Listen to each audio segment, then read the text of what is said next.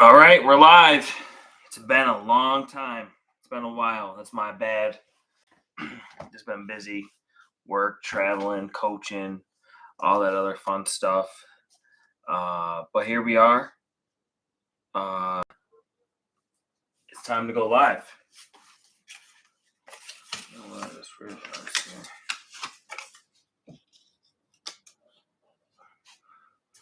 Block that out. Let's get into it. I know we normally don't do a recap on when games are still active, but I got a few minutes. I'm gonna be going to pick Jackson up from school, and I thought, you know what, let's just get into it. While I got the time right now. So just real quick, let's look at the standings. Looking at the standings, you got Matt leading the East at 3-1. Shane and Nick are both 2-2, and then Pizzo 1-3, despite being the highest scoring team in the league. He also has the most points against, and it's not particularly close, I don't think. Yeah, not even. Well, I guess Parker's below him by 5, but then there's a huge gap after that. So yeah, Pizzo got an uphill battle, but he's got the team to do it. Obviously, he's scoring tons of points. Out west, we got a bunch of teams at 3-1. We got Dan's 3-1, Kevin's 3-1, Joe's 3-1, and then Mason obviously sold. Got his first dub of the season after he sold. He's 1-3. We got the North. We got Tanner at 2-2, Mike at 2-2, and then Tom and Greg at 1-3. And based off the game this week, there's going to be an absolute clusterfuck in every division. It's going to be great.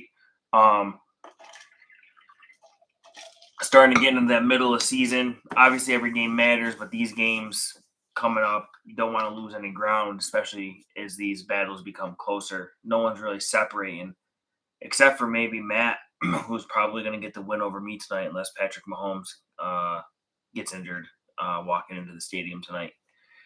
Then in the South, I'm 3-1. Then we got Corey and Logan are both 2-2, and then Parker's 1-3. Look at the matchups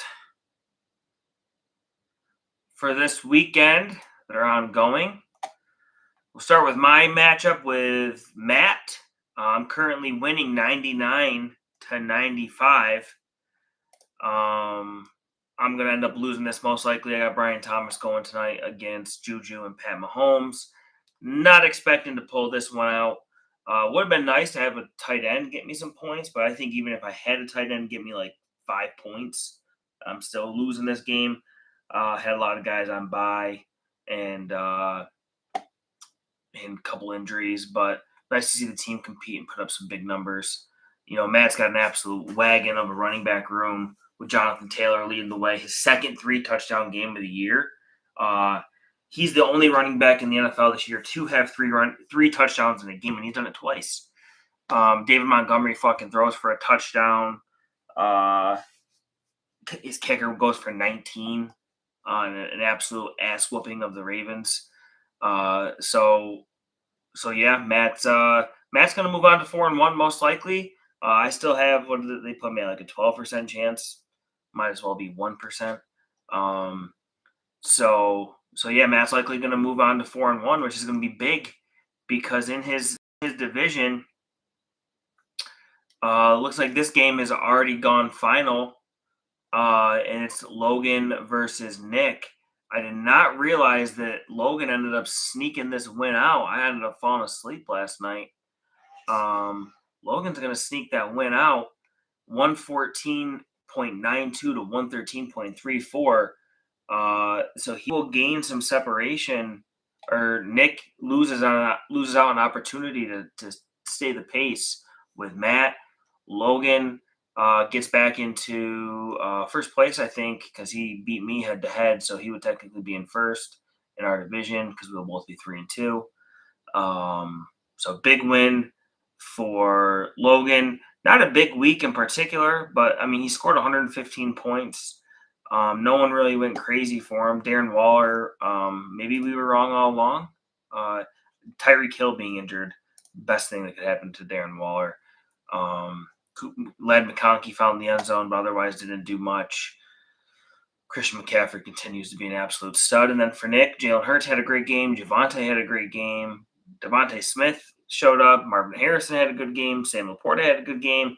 But ultimately, the defense, 1.84 points. And the kicker, 5. That'll do you in every time. You don't get good points out of those guys. So, if Nick ends up losing by essentially 1.5 points, so Logan will move on to 3-2, and Nick will be 2-3. Keeping on with the matchups, Pizzo and Corey. Corey's got nobody left to play, so this game is over. Pizzo's going to win this game. He's got one more player left tonight, so Hollywood Brown would need to fumble it twice in order for Corey to win this game. So Pizzo is going to win by some amount, but Drake May played a great game from the highlights I watched and looking at the box score. Didn't put up big fantasy points, but they got the win. Devon Achane, Ashton JT, solid games. Debo had a great game. Justin Jefferson had a good game. Commanders defense scored big. And then for Corey, Sam Darnold went crazy. Corey had a bunch of guys on 1, 2, 3, 4 guys on bye. 5th was injured Terry McLaurin. Obviously, Corey lost Malik Neighbors last week. Corey just didn't. Not that I think it would have mattered, but Corey just decided to play Jalen Tolbert. Or no, yeah. Oh, it was Turpin that was ruled out. So, Jalen Tolbert can be dropped, it seems. Looks like he's not worth rostering. But yeah, I don't think it would have mattered. So yeah, Corey loses. He goes to 2-3. Pizzo's going to move on to 2-3, and Pizzo's pushing up the standings in his division now. He'll be tied for second place because continuing on with those divisional matchups between the East and the South is Landon Long went ahead and put the smack on Shane. And we're going to have a discussion about Shane's team when we get to our Sus Bus segment of the show. Parker made some noise this weekend trading Kyler Murray and Trey McBride to yours truly for Justin Fields, TJ Hockenson, and Sean Tucker. Didn't matter that Tucker didn't do anything, and Ja'Cory JCM went for 28 on his bench because he didn't really need it because he ended up smacking Shane without him. Justin Fields went for 30 points. Quinshawn continues his great season, 16 points. Cam Scatterboo with 8. Emeka Egbuka, 26 more points for him. He is RB number 2 on the season in scoring so far. He only has one game this season with under 10 points. He has 2 over 20. He is the real deal. Khalil Shakir continues to just be a 5-point guy, but that's fine. T. Higgins found the end zone. Sean Tucker surprised me with negative 0.1 points. Rashad White got 2 tutties in that game, I believe. But again, JCM is going to come in and start for Landon going forward, I am sure. Then you look over to Shane's team. Tyreek Hill injured, George Kittle injured, Chuba Hubbard injured. And Derrick Henry looks like the Ravens got a problem. Chase Brown again continues to disappoint. At least this was his second highest scoring game. He did have some more. Those were his carries. 4.8 points for him. He has yet to run the ball for over 50 yards in the game. He's found the end zone once this year. Tough sledding for Chase Brown this season. Maybe he's not a bell cow back, but I think it has more so to do with the fact that the Bengals can't get ahead, so they can't really run the ball. So 4.8 points for him. Puka is elite. A.J. Brown, they obviously were forcing it to him. Saquon only had 6 carries, and they threw the ball a million times, and they lost. He had 8 targets, 5 catches for 43 yards. Xavier Worthy's going tonight. Mark Andrews is Mark Andrews. If he's not scoring a touchdown, he's not really doing anything. Justice Hill, you can't really start Justice Hill. But obviously Shane could have dropped Jonathan Brooks or Taj Brooks. I don't think anyone would scoop them up and roster them. Browns defense was a nice start, and then the kicker there for the Chargers, 6.5. So yeah, that's Shane's team. We're gonna have to have a talk about Shane's team. So Parker's gonna win that game easily, unless Xavier Worthy goes for 60 points tonight. So moving on, we have Mason and Mike. Mike still does have one player yet to play, and Mason still has three. So I feel comfortable saying Mason's going to win this game. He's winning 108-95, and huge game out of Dak Prescott, 36 points. Huge game out of Rico Dowdle, 39 points. And that's where another part of where we're gonna talk about Shane's team is Chuba Hubbard going to have a job when he comes back? And if he does, how much of that job does he have? I mean, even still, Mason had 0 out of Thornton, 1 out of Michael Wilson. He had 9 out of Evan Ingram, 19 points for the Titans. That's a great stream there for Mason this week for him to go to roll the dice with the Titans defense. So nice job there. Mason still has Brashard Smith, Travis Hunter, and his kicker to go tonight. Mike has Brenton Strange to go. Mike lost his kicker, season-ending injury to the kicker. Dalton Kincaid continues to have a really nice season. Jalen Waddle had a great game, stepping up with the Tyreek Hill being out. Courtland Sutton continues to have a good year. Jahmyr Gibbs continues to have a good year. And Bo Nix continues to be the white Kyler Murray. So solid, not great, not bad. Kind of frustrating at times. Like you want to get more than 20 points out of your QB. But it looks like that's where he's going to settle in at. So Mike will move to 2-3, and Mason will move to 2-3 as well. Another 2-3 team, and Mason picking up 2 W's after selling. Crazy talk. Here we go. Another game. This one, but another game in the West between the West and the North. Another team who I think had been getting a little lucky is Kevin. He's going to run out of luck this week, I believe. Tom's got 1 to go. That's his kicker. He's got a 7-point lead, and Kevin has Big Shul Tootin to go. I think Tom will get that win. For Tom, huge game out of nobody, but he got some. Actually, Theo Johnson, huge game out of him, 15.3. I saw he started Theo over Fannin last second. Proves to be a great decision there, and ultimately could be the deciding factor in him winning this game.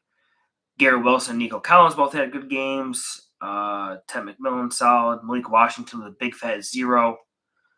And then Kevin Jackson Dart, 19 points, even though he had like 70 turnovers. Stephon Diggs has finally arrived this year.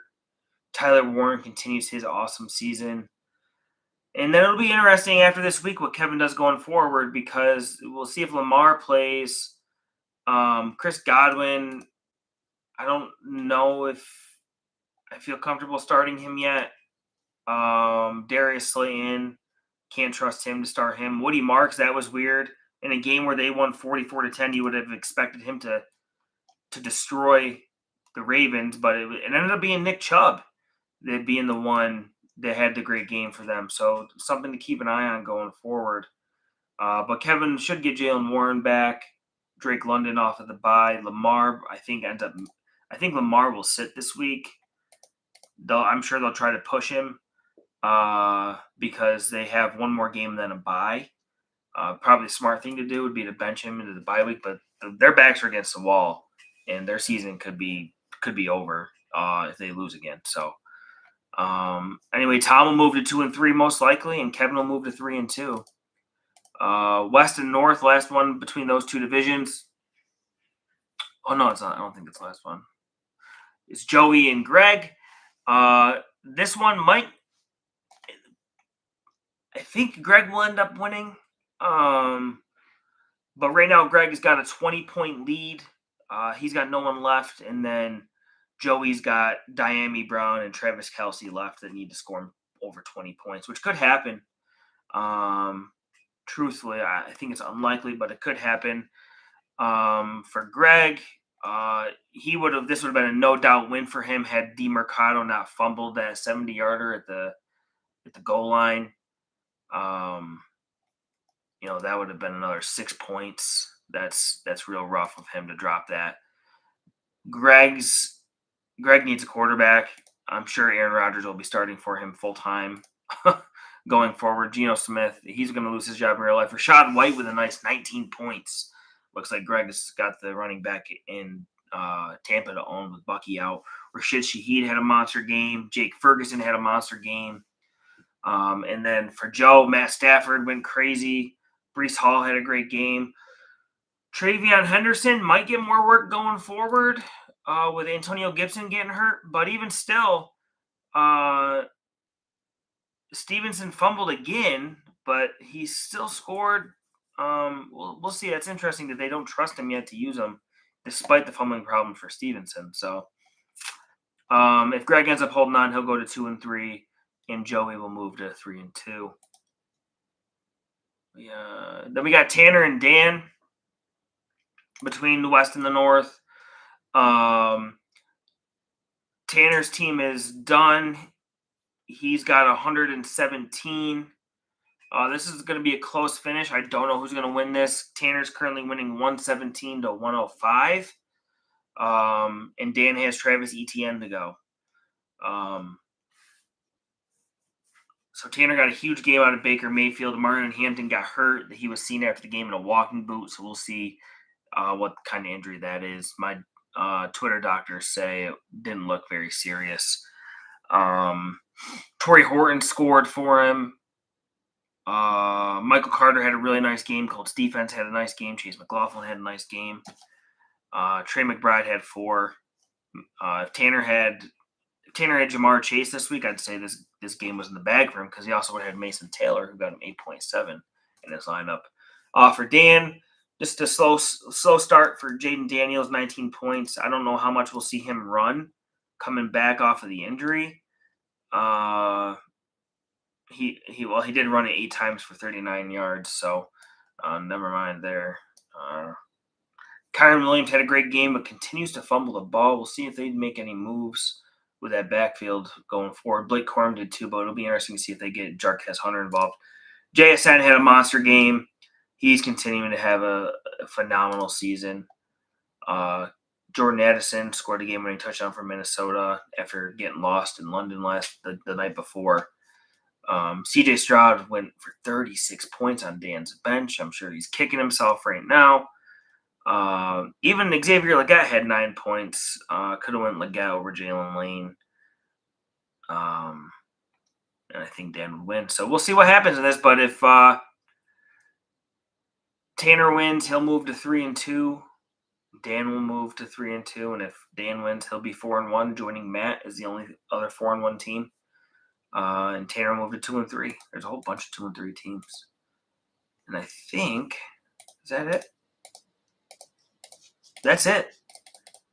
That is all of the matchups. So, our favorite portion of the show, where we go through and we see who's on the bus, who's at the bus stop, who's on their way, and maybe someone's checking the bus schedule. Someone's checking the fares. They're seeing when guys are coming around. And things like that. So obviously we know Mason is on the bus. He is driving that thing right now. Even after he gets the win this week, he's still driving it.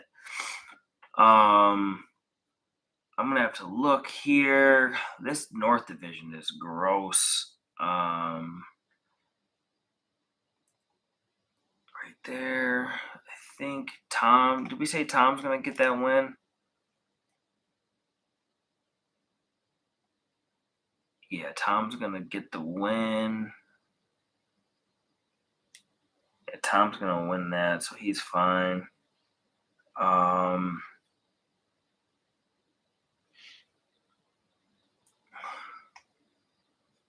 Joe, I think Joe's going to end up losing, unfortunately for him, but he's fine. Corey. No, it's Tanner and Dan.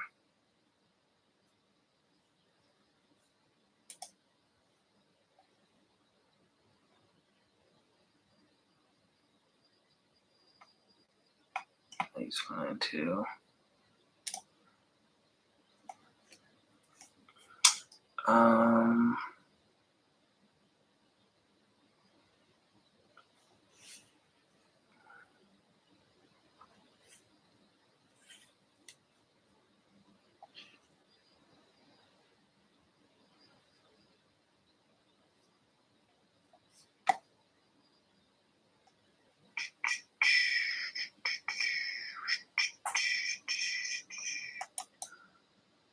Nick lost this week. I think we said, yep, he did.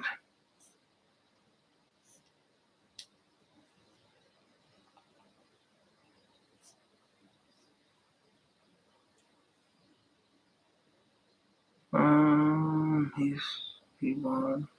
All right, we'll go with this for now. It's tough. I mean, it's tough to find. Actually, he's gonna get the win.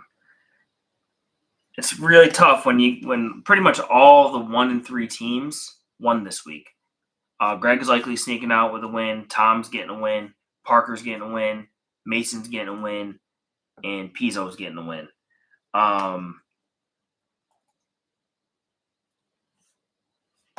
So, obviously Mason's on the bus. I only got 2 people on the bus this week. Mason, obviously, he sold, even though he's going to move to 2-3. And then my other member of the bus is Greg Soley. Pretty much his playoff odds are 10%. I know he's likely going to sneak out of this with a win. If Joey is able to squeak out the win with Kelsey and Diami Brown, Greg's season's over. Pack it up and start preparing the troops for next season. Just looking at the team, there's a lot of inconsistent players, so it gets hard to have any set it and forget it guys. Excuse me. The quarterback play has been a big issue there for him. I know he spent a good chunk of money on Isaiah Davis. He only had 3.3 points. Nick Chubb had a good game. Next week, Woody Marks will have a good game. Calvin Ridley finally had a good game. But he started Marvin Mims over him, who Marvin Mims had 1 point. And I think DeMarcado's in the doghouse big time. He lost on that game. So Mason and Greg are on the bus. But this is where it gets interesting after that, because now we're gonna have a bunch of 2-3 teams after this week. Which really every team that's 2-3 should technically be at the bus stop, because you can't afford to keep piling up losses. You gotta win, you gotta win, you gotta win. So our first team on the bus stop is Pizzo, but Pizzo is starting to kind of be like, I'm good. I don't need to get on the bus. I might not get on this bus. I don't need the ride. So he's, after back-to-back wins for Pat, and then looking ahead to next week, things might get a little bit more challenging, but he's got the depth because he's got Justin Jefferson on a bye next week, but he'll be able to slot Hollywood Brown in a wide receiver, and then he'll just need to fill in his flex. He'll probably go double tight end, go Zach Ertz against Chicago at the flex. And Pizzo, I don't know who he plays next week. Let's take a quick gander at that. He plays Logan next week. And let's see does Logan have anyone on bye next week? Week 6. Just his defense, so nothing crazy. So should be a good game between those two. So Pizzo's looking to get another win and just kind of turn around and go home. Shane, not Shane yet. Parker again looking to rattle off another. He's going to get the win over Shane this week. Shane could have almost ended his season, but he didn't, and he's giving life to Parker, which we've seen him do this before. Make some trades where make you scratch your head, but he rambles off a couple wins, staying alive. He's going to have some reinforcements coming back soon with Rashee Rice in week 7. He'll have the ammunition to make. He's got the ammunition to make trades if he needs to. So Parker is at the bus stop, but he's another one where he's just kind of like, I'm gonna sit here and see if it's going to the right place or not. But he's looking like he might not need the ride. After that, we got Mike at the bus stop. Mike moves to 2-3. Mike had some lucky wins. Mike's gonna he probably won't watch this, and if he does, he'll probably get butthurt about it. But there's no depth on the team for him to survive bye weeks. There just isn't. Keyshawn Booty, Mike spent a gazillion dollars on him, and after he had the big week 1, and his last 3 games combined don't even add up to his week 1. So Mike's got no money to go and get a guy in free agency. It's just hard to see Mike survive in the bye weeks, like I said. And he's going to be 2-3 after this weekend. Next week, we got week 6. Luckily for him, he's got no buys, and he is playing Kevin next week.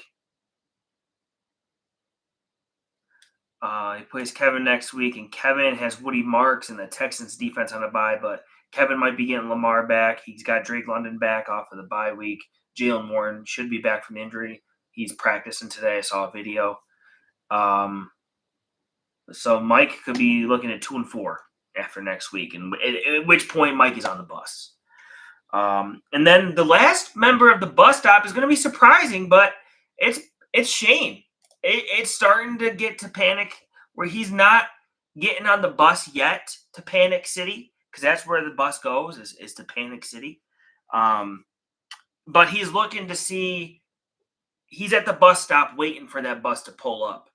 But he's not quite ready to go yet to Panic City. Chase Brown, borderline not startable. I know it's a 16-team league, so you are, but it's not a PPR league. And this is a guy who's averaging over his last 4 games. Let's 11, 13, 6, 19. He's averaging 4.5 points, 5 points a game. He's barely a flex. Derrick Henry, if Lamar is out, you've got to fade Henry a little bit. The fumbling seems to be an issue. He hasn't gotten more than 15 carries since week 1. He had the huge game week 1 where he had 31 points, and he hasn't gone over double digits since then. Obviously Tractor Cito season isn't until December, so we'll see what happens. Puka's an absolute stud. A.J. Brown's a bum. I am sorry. Actually, A.J. Brown's not a bum. Jalen Hurts is a bum passer. He's got a great matchup against the Giants this week, so hopefully he can bounce back for Shane. But, this dude, outside of his game against the Rams, you add up his other games, he doesn't have 100 yards. Bad. Xavier Worthy's battling injury. We'll see how he plays tonight. But he looked really good in his first game back. Mark Andrews, tight ends suck. If you don't have one of those top 5 tight ends, pretty much it's a coin flip. So whatever. But Mark Andrews, to even pretend like he's anything like he used to be or what we saw in week 3 is just stupid. He's week 1 catch, 5 yards. Week 2, 1 catch, 2 yards. Week 3, he goes crazy against Detroit.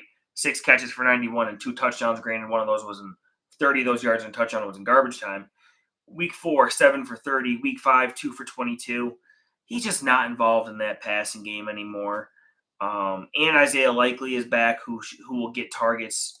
I'm sure they'll use Andrews in the blocking game when they've got Likely to run the routes. He's got the Steelers defense, Browns defense. Those are the Steelers defense coming off 2 huge games. They're only getting better, more healthy. Chuba Hubbard's an interesting one. He's got the calf injury first off, and then Rico Dowdle has seen his playing time increase significantly, and then he just went crazy this past week. So it's not like Chuba was lighting the world on fire. He had 2 touchdowns. Granted, they were receiving, but he hadn't had a 100-yard game. He actually hasn't had an 80-yard game rushing yet. So it'll be interesting to see what happens once Hubbard comes back, how that split looks. Especially if they win some ball games, because they won this week with Hubbard, getting them 200 and some odd yards. George Kittle does not appear will be back week 6, so he's gonna have to wait another week for him. And then no Tyreek. I mean, Shane's depth was once a strong suit is no longer a strong suit because he's rostering Jonathan Brooks. Tyreek Hill's in his IR slot, who I think he could probably just drop Tyreek because it looks like this injury is going to cost him most, if not all, of next year. Taj Brooks is Chase Brown's handcuff, but who cares because Chase Brown doesn't really do anything, and Samaje Perine would get the looks. So, yeah, definitely interesting. I think Shane is starting to get anxious. If I know Shane, he's definitely starting to get anxious. Another loss would send him into an absolute spiral. The good news for him, week 6, he's got no buys. And week 6, he's playing Corey. Let's take a look how Corey's team looks. Corey's got no buys. So we'll see how that game shakes out between those two. Obviously, Shane will open as the favorite, but Corey should get Terry McLaurin back for that game. So, yeah, we'll see. That would be a huge upset. And again, put Shane in the full-on downward spiral. On their way to the bus stop, since I got his team open, is Corey. Corey's on his way to the bus stop. He, like I said, he's going to lose this week and move to 2-3. The only reason he's not in the bus stop is because the 2 teams ahead of him are only 1 game ahead of him. So he's still fully in it. And he had a bunch of guys on a bye, but a loss next week to Shane would put him either at the bus stop or on it. Don't need to spend too much more time talking about Corey's team because we already did. Obviously, losing Malik Neighbors for the season is just a drastic blow. His team would look a lot better if he had Malik. He'd have Malik, Terry, Chris Olave. He'd have Wandell at the flex, Tucker Kraft, James Cook, Ramondre, Caleb Williams. He'd be in a decent spot. But I forgot he got Jaden Reed. He'll get Jaden Reed back later on this season, or he could trade him as a keeper. Didn't keep him? I forgot. Maybe not. He might just be irrelevant. And then also on their way is Nick. Nick is on his way to the bus stop. He's walking over. Nice ginger, slow pace.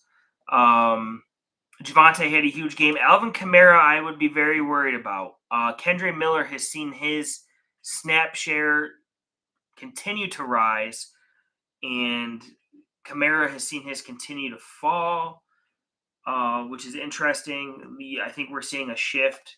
I think best case scenario for Nick is the Saints trade Kamara to a team that needs a running back, say the Chiefs, the Cardinals, and which would also help Nick and elevate Kendre Miller to an absolute lock at RB2. But Nick's got some guys still. I still think he's got a very solid team. He's got Jalen, Javonte, Kamara, Keenan, Devontae, I think I said it, Marvin Harrison, Sam Laporta, Kendre Miller. So still a very solid team. But again, 2-3 headed. Let's look at next week, week 6. No bye weeks. Nick is playing week 6. Oh, he plays me. That sucks. Nick's going to be 2-4. I got no buys next week. Yeah, that's unfortunate for Nick. Okay. Oh, sorry, Nick. You'll be on the bus next week. And checking the bus schedule, new to the segment, is this. Checking the bus schedule, trying to see the fares, is Kevin. Kevin is looking at the schedule and the bus fares. So Kevin's going to move to 3-2. I know the power rankings have him high, but I look at Kevin's team and I just say, no way. Kevin needs Lamar back next week. He needs Lamar back next week. Like I said, Chris Godwin is really hard to trust right now. Zay Flowers, same thing, hard to trust without Lamar. But again, Zay is what Zay is. Like, he's kind of like Khalil Shakir, maybe a little bit more explosive. I would definitely say more explosive, especially when you have Lamar there. But he had that big game week 1 with 22.6 points, but then you get 7.9, 1.3, 7.4, 7.2. That's a run first team. He's not going to score many touchdowns. Like, he's a guy, 1,000 yards, 5 touchdowns would be perfect for him. Tyler Warren's an absolute stud. But again, next week he's got Woody Marks on a bye, so he'll hopefully have Jaylen Warren back to put him there. A receiver, he'll have Diggs, Godwin, Flowers. He'll probably throw Drake London in at flex. He'll need to pick up a defense. So I think Kevin's checking injuries could really make it a struggle for him. We'll see what he does, but ultimately, the running back situation there is one to monitor as well for Kevin. So we did kind of do a preview there of next week as well while we were at it. I don't know if I need to get in too many other games. Week 6, like I said, I play Nick. We got Logan and Pizzo playing next week. That's going to be a big, big game, big matchup, both of those teams, both of them.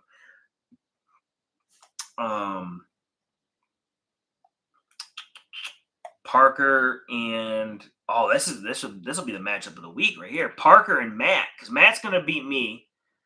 This finish off the win tonight against me, and Matt is playing Parker. So again, like I said, Matt is actually going to end up being the only 4-1 team after this week. Matt opens up right now as a 3.8 point favorite. So that'll be a really fun one to watch and see how that shakes out in that game. Again, Parker going to be 2-3. If he can win that game, a chance to go 3-3, and then he's really cooking because Logan is going to be 3-2 after this week, but he's got a tough game with Pizzo next week. So it's very possible Parker could find himself in second place in his division next week. Kevin and Mike, which we talked about. Tom and Dan. Tanner and Joe. Greg and Mason. That's a fun one. Greg and Mason. So both of these teams are going to be 2-3. The winner of that game next week is going to be 500. The winner of that game next week will be 3-3. Very interesting. Very funny that the team that sold has a chance to go to 3-3. But again, we know that's not a playoff team. And then we have Corey and Shane. So big matchups next week. Everything's a jumble. We're getting into the gritty weeks here, the middle of the season after this weekend. So glad I got to go live for you guys. I do need to go pick up Jackson. Hope you guys enjoyed the return of the show. Embrace debate in the group chat. And we'll talk to you soon. Peace. See you in the funny papers.